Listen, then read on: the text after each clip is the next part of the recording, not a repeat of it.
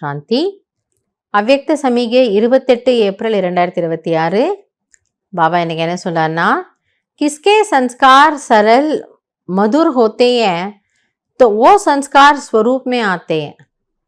யாருடைய சம்ஸ்காரம் மிகவும் சரளமானதாக இனிமையானதாக இருக்கிறதோ அந்த சம்ஸ்காரம் எப்படி இருக்குமா, ஸ்வரூபத்தில் தெரியுமா. அதாவது அவங்க பேச்சு, நடை, உடை, பாவனை, கர்மம் எல்லாத்துலேயும் அது வெளிப்படும்.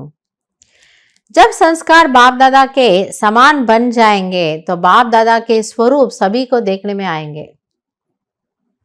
ஸோ இந்த விஷயத்தில் நம்ம பாபா போல ஆயிட்டோம்னா அப்படியே எல்லாரும் சாக்ஷாத் பாபா பார்த்த மாதிரி நம்ம பார்க்கும்போது ஃபீல் பண்ணுவாங்களாம். जैसे बाप दादा वैसे हूबहू वही गुण वही कर्तव्य वही बोल वही संकल्प अनुभव होंगे. ஆக எப்படி பாப் தாதா இருக்கிறாரோ அதே போல் நம்மளுடைய பேச்சு, நம்மளுடைய செயல், நம்மளுடைய குணம், நம்மளுடைய சங்கல்பம் எல்லாம் இருக்குமா.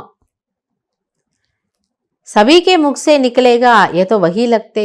இப்போ எல்லாரும் என்ன சொல்லுவாங்களாம், அப்படியே பிரம்மா பாபா போல இருக்காங்களே,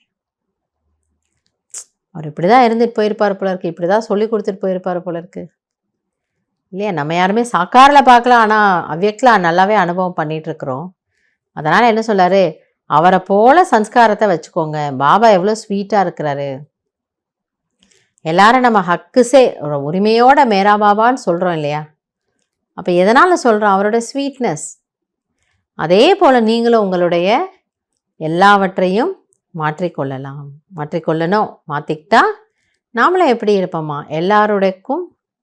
எல்லோருக்கும் பிரியமானவர்களாக இருப்போம். இப்போ எல்லாரும் நம்மளை பார்த்து சொல்லுவாங்களாம், இவங்க பாபாவனுடைய எக்ஸாம்பிள் குழந்தை. ஸோ அந்த ஒரு பட்டத்தை நம்ம வாங்கலாம். பாபாவனுடைய சாம்பிள் பீஸே நான் தான்.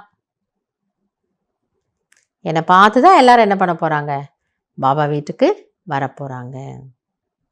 இந்த சங்கல்பம் வைக்கலாம். நல்லது. ஓம் சாந்தி.